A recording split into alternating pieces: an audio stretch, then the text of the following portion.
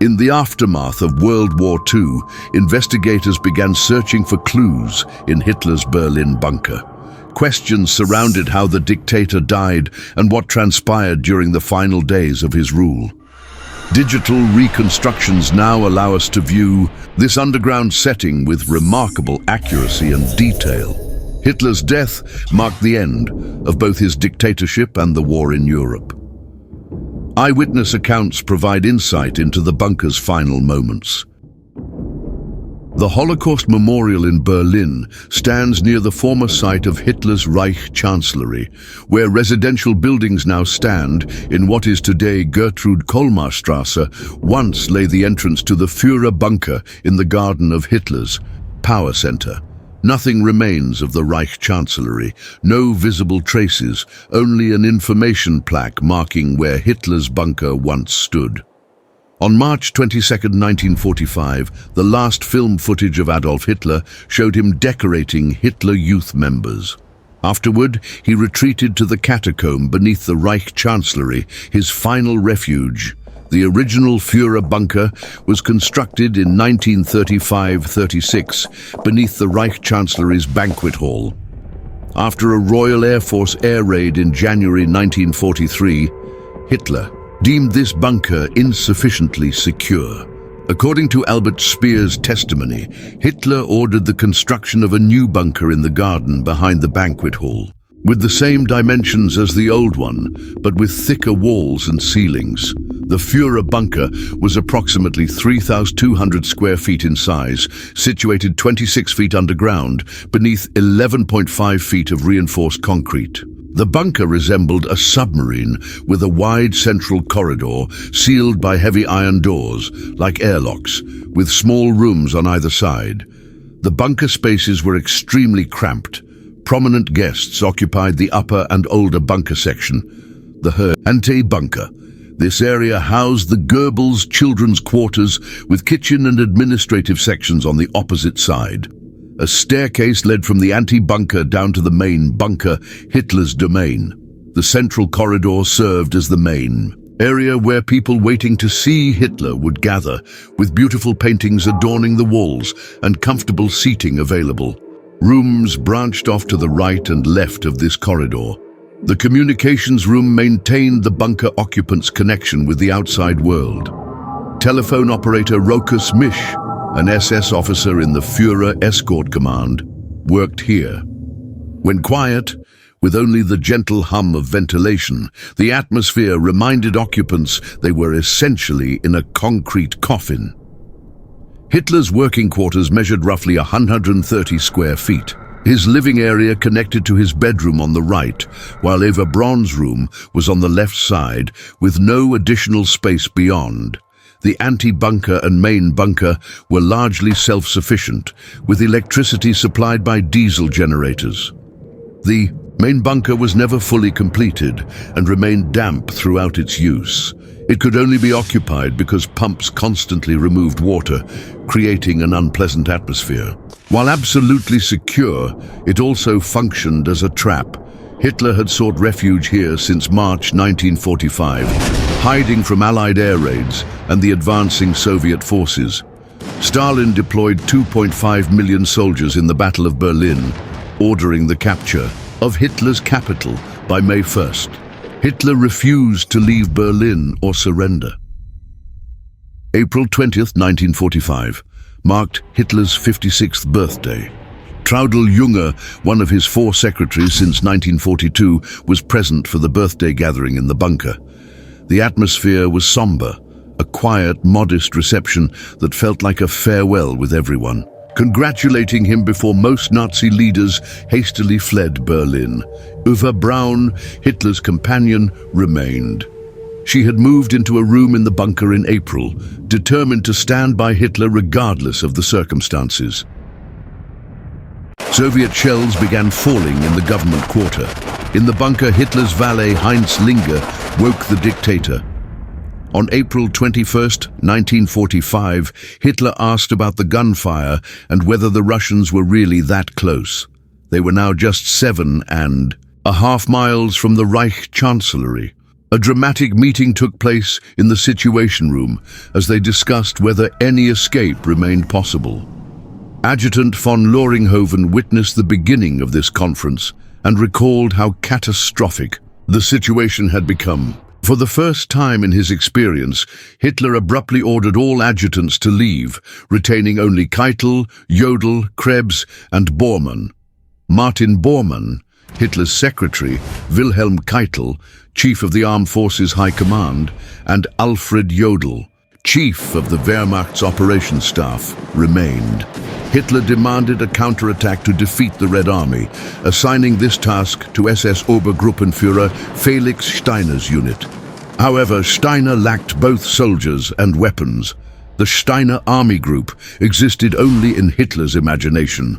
When news reached the bunker that the attack would not occur, Hitler became enraged and despondent. Outside the Situation Room in the bunker's central corridor, staff waited anxiously.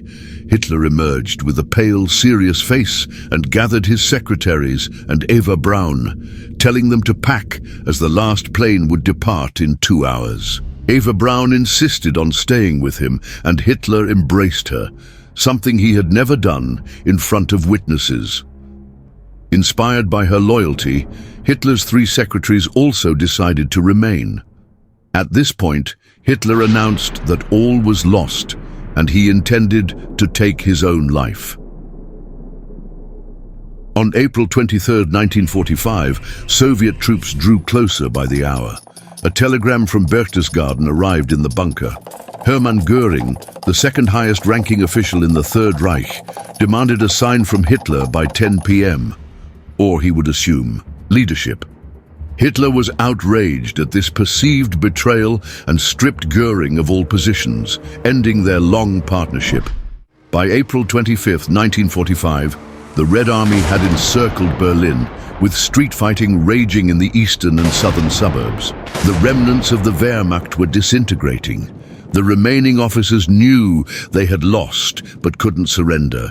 As long as Hitler remained, the fighting would continue, as he would never give up and wanted to destroy everything. Bad news continued to accumulate in the bunker, yet Hitler hoped for last-minute salvation. Similar to what Prussian King Frederick the Great experienced in 1762, he contemplated a painting of Frederick, dreaming of the miracle of the House of Brandenburg, when the death of a Russian empress led to a coalition shift that saved Prussia from collapse. Hitler hoped for a similar miracle. On April 26, 1945, at 7 a.m., fine dust entered the bunker through the ventilation system as Soviet artillery began bombarding the government district. However, nothing shocked Hitler more than news of another betrayal by a close associate. April 28, 1945, the BBC's German service reported that Himmler had offered unconditional surrender to Great Britain and the United States, but not to the Soviet Union. SS Chief Himmler's liaison in the bunker was Hermann Fegelein, who belonged to Hitler's inner circle, an opportunist implicated in numerous war crimes. Fegelein had advanced personally as well, marrying Eva Braun's younger sister Margarete in June 1944, with Hitler, Himmler and Bormann as witnesses. Eva Braun ensured her sister's wedding was as beautiful as if it were her own, as she was close to her new brother-in-law. Fegelein regularly attended situation briefings, but one day he was absent when Hitler needed information about Himmler's. SS Fegelein had retreated to his private Berlin apartment, declaring he had no intention of dying in Berlin. He called Eva Braun in the bunker, urging her to leave Hitler and not be foolish, as it was now a matter of life and death. Knowing about Himmler's peace negotiations, he was apprehended by Hitler's men. Kurt Larsen participated in his capture and reported that a command was issued to prevent Fegelein from leaving, effectively ordering his execution. Eva Braun reportedly begged Hitler to spare her brother-in-law, but Hitler ordered his execution. Fegelein's wife, Gretel, was heavily pregnant when he was shot with a machine gun from behind in a corridor of the Reich Chancellery. Soviet divisions fought their way street by street, house by house, through Berlin's ruined landscape toward the Reich Chancellery, suffering heavy casualties. Time was running short as Soviet forces advanced toward Hitler's hiding place. Radio communication with the outside world had been cut off. Bunker staff randomly dialed telephone numbers to ask Berlin residents about the Soviet troops' positions. C. Bunker was showing signs of breakdown. In Hitler's immediate vicinity, previously unthinkable behaviors like smoking and drinking became common. Conversations focused on one topic: how to avoid Russian captivity. Hitler distributed cyanide capsules containing lethal prussic acid. Hitler had doubts about the cyanide's effectiveness. It came from Himmler, so he tested it on his German Shepherd Blondie.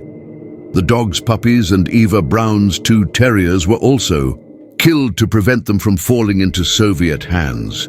The dog handler Fritz Tornow brought Blondie into the washroom, and Dr. Stumpfegger administered the poison, holding the dog's muzzle closed until she collapsed and died. That same day, Hitler married Eva Braun, who was so emotional that she almost signed the certificate with her maiden name. Their marriage fulfilled her years of loyalty. After a visiting registrar from the front performed the ceremony, the newlyweds returned and invited everyone to share a glass of champagne. Hitler then dictated his testament to Traudl-Junge, comprising a lengthy political section and a shorter personal section. The document contained no remorse or explanation for his refusal to surrender, only disappointment that the German people hadn't been ready for his intended mission.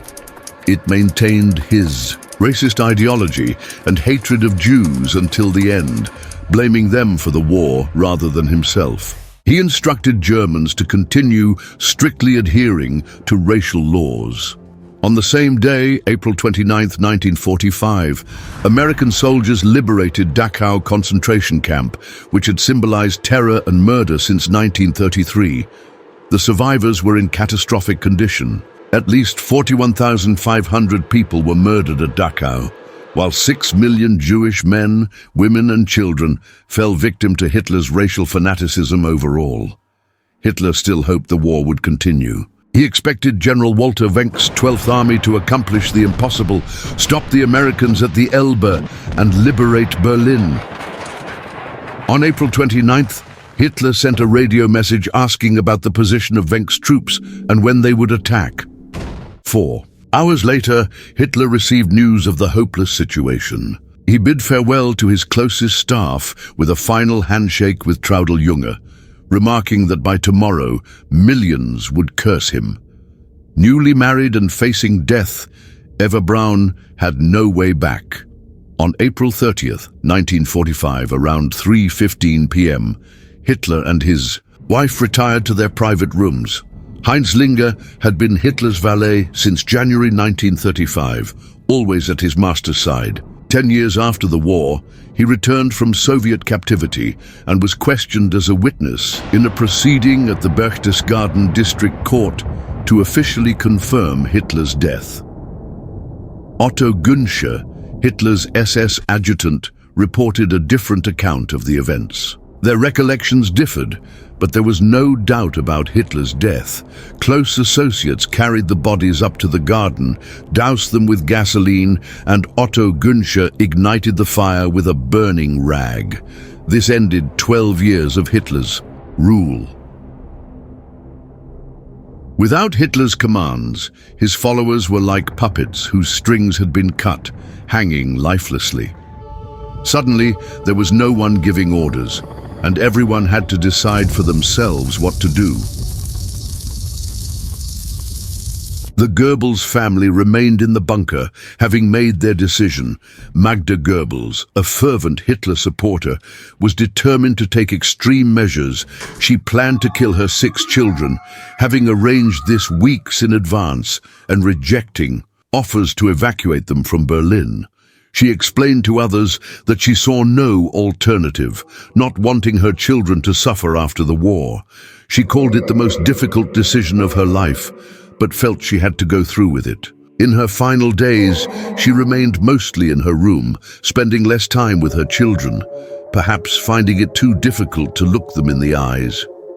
SS officer Kurt Larsen became a witness to the act, noting that rumors had spread that something would happen to the children involving injections. With the help of Hitler's physician Ludwig Stumpfegger, Magda Goebbels poisoned her children with cyanide. Shortly afterward, the Goebbels couple committed suicide. The Soviet army discovered their partially charred bodies. As the Battle of Berlin ended, what happened to Hitler remained a mystery to the victors. Soviet intelligence services thoroughly searched the bunker during their investigation, beginning immediately upon receiving news of Hitler's death. They questioned initial witnesses and located the bodies. A Soviet army unit discovered Hitler and Eva Braun's bodies, but initially misidentified them and reburied them. On May 2nd, remembering the two bodies found near the emergency exit of the Führerbunker, they exhumed them again and transferred them to Berlin Buch, where a military doctor conducted a forensic examination. The Smersh counterintelligence agency compiled these findings and delivered them to Stalin. A section of the sofa where Hitler died is now stored in a secret Moscow archive. A photo album created specifically for Stalin in 1946 shows bloodstains on the sofa back, indicating Hitler shot himself while sitting there. This evidence supports Linger's version of events, though multiple accounts exist. Forensic examinations strongly suggest the sofa was the location of Hitler's death. Stalin's doubts about Hitler's death were purely tactical. As the Cold War emerged, the legend of Hitler's survival was meant to unsettle and distract the Western powers. In reality, Stalin already knew better, having seen the autopsy report for Hitler and Eva Braun's bodies. After their discovery, Hitler's remains traveled throughout East Germany for decades, repeatedly reburied by Soviet occupiers. In 1970, the KGB disposed of the remains, with Hitler's ashes ending up in a tributary of the Elbe River in Saxony-Anhalt, where the Holocaust Memorial now commemorates millions of victims. Hitler's power center and bunker, the scene of a criminal regime's descent into hell, once stood just a stone's throw away. The bunker served as the stage for the end of the Third Reich and the conclusion of history's most terrible war, the end of a madman who initiated a conflict that directly and indirectly cost over 50 million lives. People's interest in this morbid history is natural, as history demonstrates that totalitarian regimes often end in chaos and destruction. Hitler's demise exemplifies this pattern.